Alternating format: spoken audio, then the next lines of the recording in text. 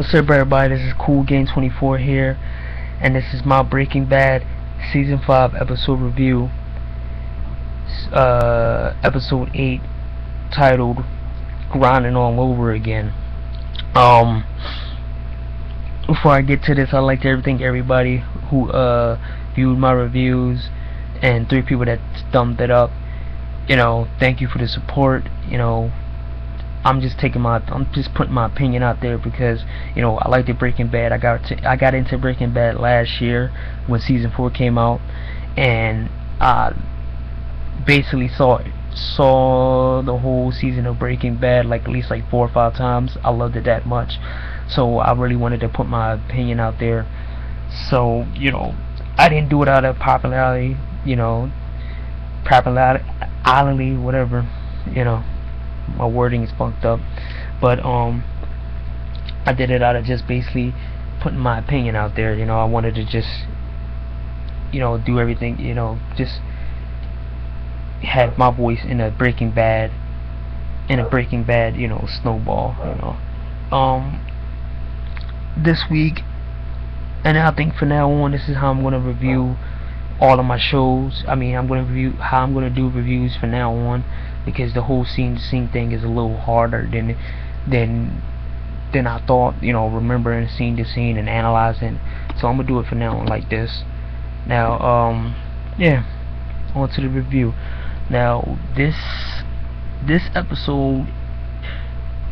one episode showed a hell of a lot than most episodes in every single show out there. This shows the progression of Walter White as a criminal mastermind. As I said before, him absorbing Gus as a criminal mastermind. The swagger that he had, the swagger that Gus had, the intimidation that Gus had, the whole thing with him just changing into a different person, everything, the characteristics that Gus had, that you've seen in Gus if you rewatch it. The scene between him and between Walt and Gus finally meeting, and him playing it off like he didn't know what Gus was talking about, and him coming to meet Gus into the restaurant, and Gus changing his voice all of a sudden, getting a darker tone in his voice.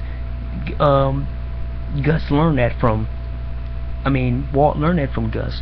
Walt learned a lot of things from Gus, and in this episode it showed everything that he absorbed from him.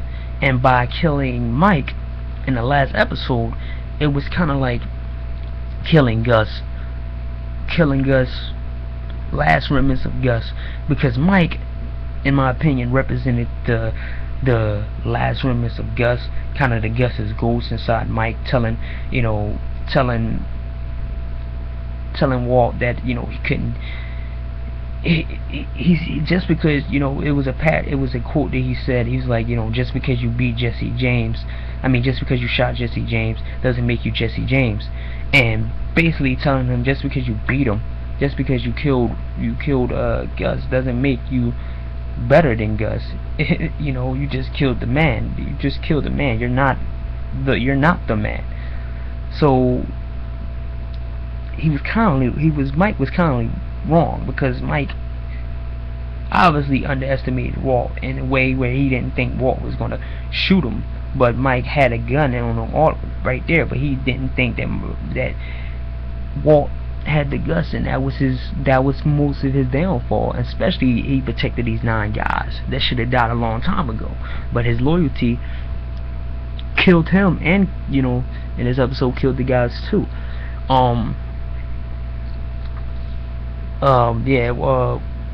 Walt is now a lot more powerful now. As I said, he has an intimidating charisma. He has a criminal charisma. He intimidating. He intimidating everybody in this episode. You see the intimidating factor and his charisma show up in this episode so much, to the point where it's like, wow, man, this guy is crazy. And Vince Gilligan shot the scene. It was one scene where, in that montage when he was the murders that happened, and he ordered, you saw that while the song was playing, you saw different shots and angles of him being more like entitlement. and it showed a back shot, the kind of the same back shot that Vince Gilligan shot when he was walking, when Gus was walking out after he finished throwing up the poison, and he went back to look, and you see all the bodies, and you see the guy that killed Gus's friend, and the same back shot was shot on Walt this episode when you see him like waiting for the 2 minutes to be up, and also him side shot, like it was more like entitlement and power. And also it was a scene between when Todd got his uncle to basically it was them planning out the hits, all of the killing the 10 people, and the guy walked up to him, was like, we can't do it exactly how you want it to be done, but we can get it done. And him just looking at the guy, knowing this guy's he's a killer, he's dangerous, and he tells him, Walt literally just says it out of nowhere, like, yo, you're gonna do it exactly how I want it to be done. That's what I'm paying you for. And the guy looks and laughs it off, like, and this comes to the theory that I was kind of right, because him basically killing Gus and going through all that made him have kind of like a charisma where everybody can know, even other criminals can know, that he is not a punk, and he's a lot more serious. They can take him more serious because they can sense it from him that he's killed people before, unlike the old him in the earlier season where he was afraid. The reason why Tuco really respect Walt is because the stunt that he pulled, and with the little crystal, the fake meth, that he blew it up. But he knew that he could do what he wanted to Walt if he put a little bit of pressure and intimidated him a lot more. I don't think it would have worked with this Walt. This is Heisenberg. It would have never worked on Heisenberg. This is Heisenberg right here. That was back then when he first worked with Tuco. That was Heisenberg 0.-1. It wasn't Heisenberg. This is 99% Heisenberg right here. I don't think it's 100%. We didn't see him at 100% yet, because if he became 100%, I think he would murder his wife, and that's when you'll know that he's 100% Heisenberg. Or he'll murder.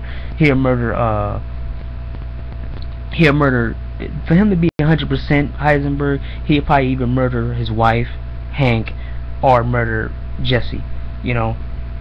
That's what I think. And he has a swagger about him. He has like I said, he has a criminal charisma about him, where other criminals can recognize other criminals for what they did, but they don't really know if the person did it, but they just could feel the fact that this person has killed someone. I'm rambling on about Walt, but this is basically what it's all about.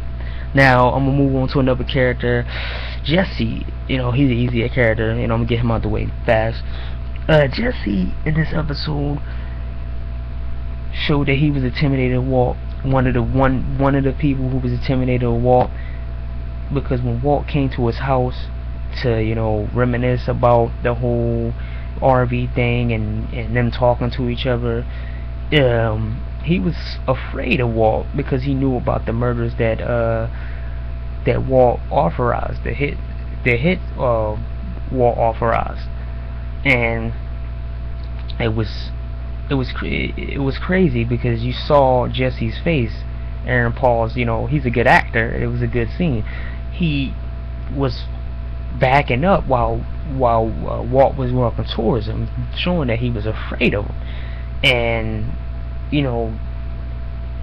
Walt shows some sense of loyalty. As I said, this is Heisenberg, 99% Heisenberg, because he still has some loyalty to Jesse, because he gave Jesse the money. But after that, Jesse, a sign of relief, he says, he's like, oh man, I thought this guy was gonna kill me, but he gave him this $5 million and shared it and let him go on his way. He was afraid of him.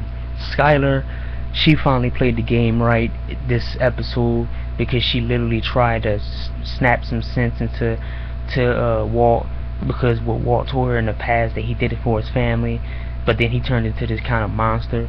She tried to snap him into it because she wanted her kids back, because she had a like conversation with Marie about the kids and everything. If you haven't seen it, go ahead and look at that. You know, this is what led up to the whole her wanting her play. She finally played her cards right, and she didn't sleep with anybody to try to get back at him. You know, and she didn't try to do some mastermind anything, because she can't beat him in any way. The only thing she can do is be what she should have done in the first episode. I mean, you know, in the first season, is be a wife and stand by him, even through, you know, worser, you know, for better or worse, whatever. She showed him the pile of money, all the hard work that he put in, and basically he looks at it like he's amazed, like, did I actually do this? You know, and he realized that he accomplished his goals, and you know, it kind of got him to tell her that he was out the game. And I'm gonna go to that after with my predictions in another video, my Breaking Bad prediction for the next 7 episodes. Lydia, she was very impressive this week. Lydia knew that Walt was going to kill her, and she knew that Walt killed Gus. I don't know about who, but she already knew that he killed Mike, and she knew that he was going to kill her once he got the list. And she negotiated her life, practically negotiated her life, because she was like, you know, she gave him a more of a bigger piece of the pie, of a bigger, you know, of a bigger score than him making more money, and she played it well. And I see, I want to talk about her in the predictions too. She's gonna be a good character to watch in next 8 episodes, man. Part 2, she's gonna be a good character to watch, but she played it very well. Todd, he came through. He's more obedient than Jesse was in his earlier years. I see this guy as being a better version of Jesse, even more so, because he can literally pick up a gun and shoot and not ask questions. He can shoot first and be like, ask questions later. You know, he didn't even answer. He didn't even ask any questions when he saw Mike in the car. When in this episode, he didn't even ask no questions, and when that one scene, he didn't even ask the questions. He's like, no, I don't even want to. Walt said, I don't even want to talk about it. He said, oh, okay, we're gonna get rid of him. That's him being obedient, and I know Todd is gonna be really, really good in these next 8 episodes. Let's see. Not Walt, last person in this episode, say the best for last, because he was the last person to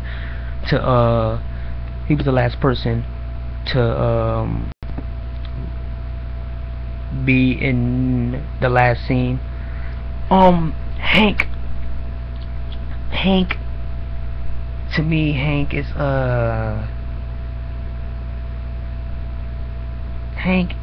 I don't know how to say it, but Hank is always a whole bunch of steps aback of Walt. He finally caught on to what WW mean in this episode, and it's like, wow, you should have known this in the first place if you didn't have your head stuck up your ass, man.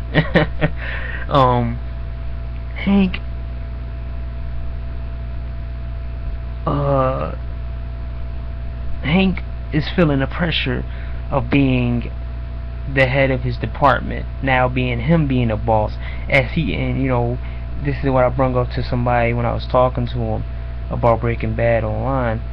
Said he don't even know that him and Walt are in a similar situation. You know, Hank is the head of the department, and he can't do what he used to do when he was a foot soldier of the DEA. He's the head of a DEA department, so all that other stuff can't fly anymore, and the pressure's coming on to him. And you know, you see it when he comes home and talks with Walt. They having a drink, and he tells Walt, you know, about his younger days and what he used to do and how he missed the days. And he told him, it was a quote that he said, you know, he used to tag trees, and he said basically, tagging trees is much easier than catching monsters. And this whole job is weighing on him, like he really don't know how to be a boss. He doesn't have the tools to being a boss. But little did he know that the opposite of the law, Walt is right there as a criminal, and he's doing a better job at being a boss than him. You know, the guy that he viewed as being like, you know, in the previous season of being like Mr. Miyagi, or him being like a kid and not dangerous. You know, he's doing a better job at being a boss than him. You know, they both on the opposite side of the law. You know, Walt is the bad, and Hank is the good, and Hank is not doing so good on the good side. You know, he doesn't know how to take it. You know, I think Hank is basically